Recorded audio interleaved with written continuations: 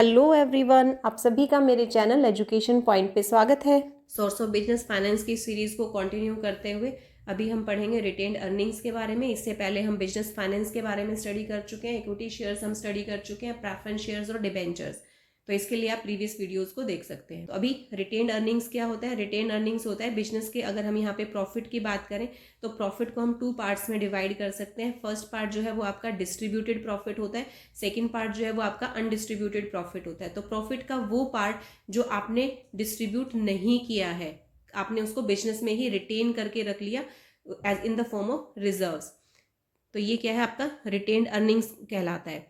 तो use of undistributed profit किस लिए होता है? ताकि आप इसको फ्यूचर में अपने बिजनेस को एक्सपेंड करने के लिए यूज कर सको। इसको हम प्लोइंग बैक ऑफ प्रॉफिट्स भी बोलते हैं या फिर सेल्फ फाइनेंसिंग भी बोलते हैं। तो अब है advantages of retained profits. Advantages of retained profits में फर्स्ट एडवांटेज है cheap source of finance. Retain earnings cheap source of finance है क्योंकि ये वो अमाउंट है जिसके लिए आपको कुछ एक्स्ट्रा पे करना नहीं पड़ रहा, यानी कि ये आपका प्रॉफिट है, रिवॉर्ड है जो आपने बिजनेस में ही रिटेन करके रख लिया था। Then safety from trade cycles. जो भी ट्रेड साइकिल्स है बिजनेस में, अप्स एंड डाउन्स होते रहते हैं, तो जो आपका बैड टाइम है उस टाइम पे आप इसको यूज़ कर सकते हो। देन स्टेबल डिविडेंड पॉलिसी के लिए आप इसको यूज़ कर सकते हो। अगर कंपनी ने अडॉप्ट किया हुआ है कि आप कंपनी में हमेशा स्टेबल डिविडेंड ही पे करेंगे, तो जो जिस टाइम पे आपके पास कैश अवेलेबिलिटी नहीं है या फिर इनएडिक्वेट प्रॉफिट्स हुए, तो उस टाइम पे इस रिटेन्ड अर्निंग्स को यूज़ करके आप स्टेबल डिविडेंड पॉलिसी को कंटिन्यू कर सकते हैं। Then easy expansion of company.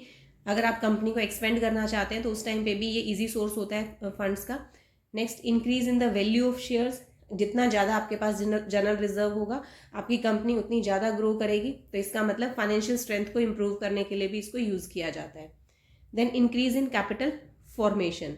Capital formation increase होती है क्योंकि ये क्या है? ये कंपनी की सेविंग्स हैं जो कंपनी ने अपने पास रख रखी हैं, तो इसको प्लोइंग बैक ऑफ प्रॉफिट इसीलिए बोला जाता है। तो इससे कैपिटल फॉर्मेशन होता है कंपनी के अंदर। Now what are the limitations of retained earnings? सबसे पहली लिमिटेशन है डेंजर ऑफ मोनोपोली। जब कंपनी जो रिटेन्ड अर्निंग्स है वो अपने पास रखना शुरू करती है, उसको जनरल रिजर्व में ट्रांसफर करती जाती है, तो एक ऐसा टाइम पीरियड आता है कि कंपनी के पास एक बहुत ज़्यादा अमाउंट जो है वो प्रॉफिट्स का इकट्ठा हो जाता है, फंड्स का इकट्ठा हो जाता है, जिससे वो स्मॉल बिजनेसेस हैं उनको अफेक्ट करना शुरू कर देती है, उनको मार्केट से ख़त्म कर देती है और अपनी एक मोनोपोली क्रिएट कर लेती है मार्केट में। नेक्स्ट है डेंजर ऑफ ओवर कैपिटलाइजेशन। कई बार कंपनी के पास रिटेन अर्निंग्स इकट्ठा करके इतना ज़्यादा फंड हो जाता है कि आइडल फंड्स जो है वो कंपनी में रखे रहते हैं, जिससे कंपनी ओवर फंडेड हो जाती है, जिसका एक्स्ट्रा कॉस्ट जो है वो आता है कंपनी को। नेक्स्ट है possibility of loss to shareholders. Shareholders को लॉस के पॉसिबिलिटीज़ रहती हैं। जनरल रिजर्व फंड जो बनाया जाता है by paying a low rate of dividend to shareholders, क्योंकि आपने शेयर होल्डर्स को डिविडेंड नहीं दिया था, डिस्ट्रीब्यूट नहीं किया था, आपने प्रॉफिट को अपने पास रख लिया था, तो इससे क्या है, जो शेयर होल्डर्स हैं उसको नुकसान होता है। नेक्स्ट सोर्स ऑफ फाइनेंस है पब्लिक डिपॉजिट्स। पब्लिक डिपॉजिट क्या है? एक इंपॉर्टेंट सोर्स ऑफ फाइनेंस है जिसके अकॉर्डिंग हम मीडियम टर्म और शॉर्ट टर्म फाइनेंशियल नीड को पूरा कर सकते हैं। कंपनी इसके अकॉर्डिंग जो है पब्लिक से फंड्स रेज करती है और ये फिक्स टाइम पीरियड के लिए रेज किया जाता है। इसके ऊपर एक फिक्स इंटरेस्ट रेट भी होता है, लेकिन जो इंटरेस्ट रेट होता है ये आपका बैंक से थोड़ा सा हायर होता है, ताकि जो पर्सनस हैं वो अट्रैक्ट हों और बिजनेस को पब्लिक डिपॉजिट्स प्रोवाइड करें।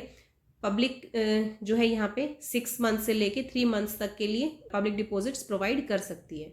Now what are the advantages of public deposit? सबसे पहला एडवांटेज है इजी मेथड।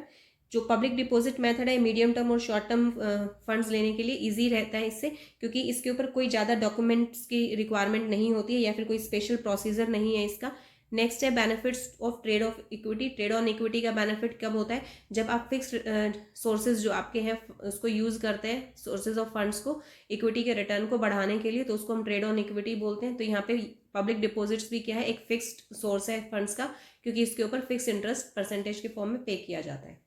नेक्स्ट है no dilution of control of shareholders. Shareholders का जो कंट्रोल है वो एज यूजुअल रहता है, क्योंकि आपने इक्विटी शेयर्स को और इशू नहीं किया है, तो जो भी इनका परसेंटेज पहले था बिजनेस के अंदर वो अभी भी वही है, तो इससे इनका जो कंट्रोल है वो पहले जैसा ही रहता है। नेक्स्ट है no need of mortgage. Public deposits के ऊपर मॉर्गेज नहीं दिया जाता है, तो यहाँ पे पब्लिक डिपॉजिट्स लेने के लिए कोई सिक्योरिटी नहीं दी जाती है। पब्लिक डिपॉजिट्स वही कंपनीज ले सकती हैं जिनकी एक मार्केट में रेपुटेशन है, क्योंकि मॉर्गेज नहीं है, इंटरेस्ट रेट आपको अच्छा मिल रहा है, बैंक से ज़्यादा मिल रहा है, तो पब्लिक जो है वो इन्वेस्टमेंट करने के लिए रेडी हो जाती है, सिर्फ कंपनी की गुडविल को देख के, रेपुटेशन को देख के। तो यहाँ पे पब्लिक जो है वो रेपुटेशन के थ्रू यानी कि गुडविल को देख के इन्वेस्टमेंट कर देती है। Then limitations of public deposits.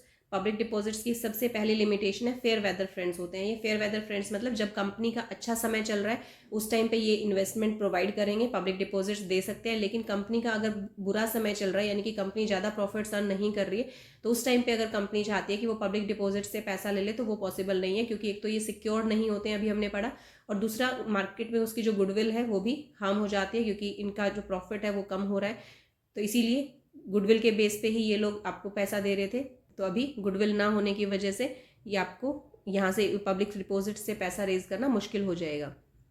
Next is unsecured nature. Unsecured nature क्या है? इस पे कोई भी एसेट्स जो है वो प्रोवाइड नहीं की जाती हैं सिक्योरिटी के फॉर्म में, तो कोई भी सिक्योरिटी यहाँ पे इस पे नहीं मिलती है पब्लिक डिपॉजिट्स पे।